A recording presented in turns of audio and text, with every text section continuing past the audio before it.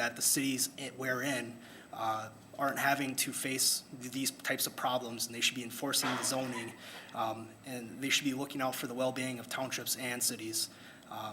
And I don't think that's currently being done. So that's something that I'd really like to address.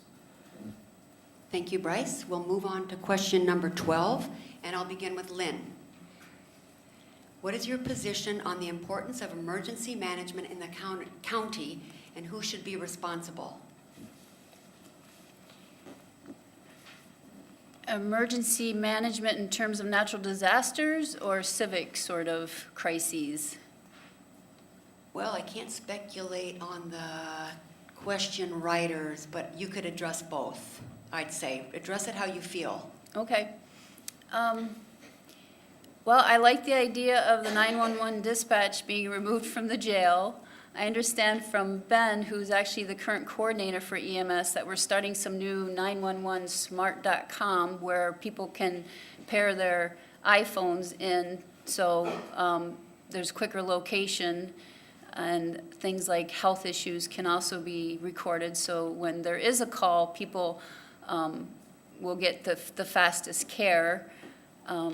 For natural disasters, I think he also said that they handle when there is flood or tornado or crop damage.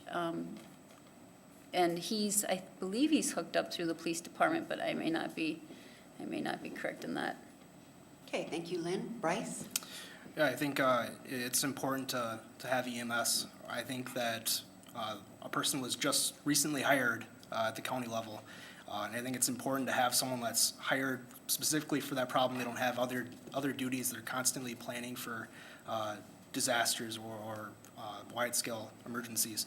I think it was, during the flood that there was a huge issue with not being prepared for that, and in an effort to not repeat going through the same issues, I think it's important to plan.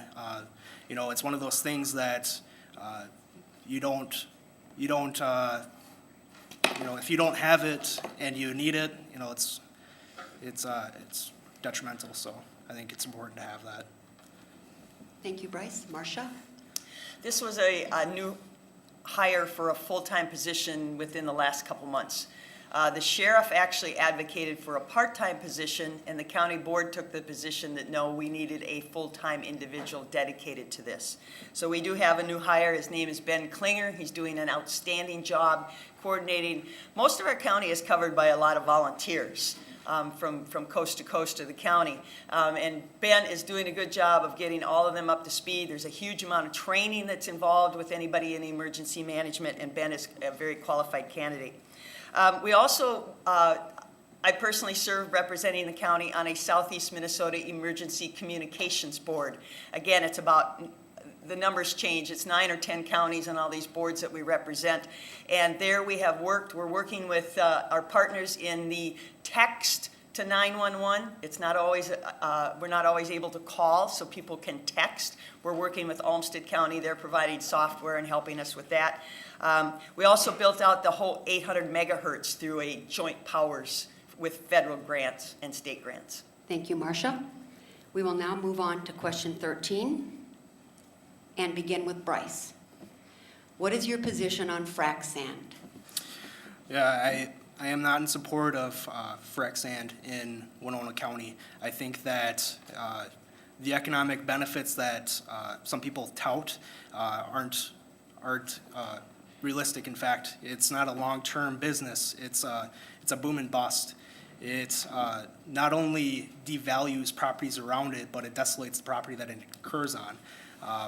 We have natural beauty in this county, and we attract a lot of tourism, and I don't think that we should be sacrificing that. So I am against it. Thank you, Bryce. Marcia? Frac sand. Right now, it's not a pertinent issue because it's in the hands of the court. The court will decide if the decisions made by the Winona County Board are upheld or not upheld, and that decision should be coming this fall. If you base our decision on our comprehensive land use and our zoning ordinance, there is nowhere in those two documents that it says ban. It says regulate. And that was the intention of some of the county board, was to regulate. We have approved one mine that is currently operating just for dairy bedding and construction, and that mine had over 39 conditions. Not to say that frac sand mining would be any less regulated. It would be equally regulated. The issue I have is take a dairy farmer. He gets a CUP to expand his dairy production. We put rules and conditions on it, but at the very end we say, oh, by the way, Mr. Farmer, you cannot sell your milk for cheese and ice cream. You can only sell your milk for liquid consumption. Ban is not, in my opinion, the way that it should have gone.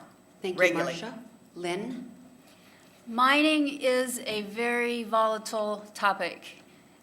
Even if you think about solar panels, we need copper for solar panels. So the way we mine is really important. And I had followed the frac sand mining through the county meetings. Last fall attended the Environmental Quality Board up at the Minnesota PCA in St. Paul. And their plan was completely disorganized with no financial backing. Minnesota Sands, the person in charge, even denied some things that he had said under oath when we were all provided a copy of his affidavit. When asked by the EQB board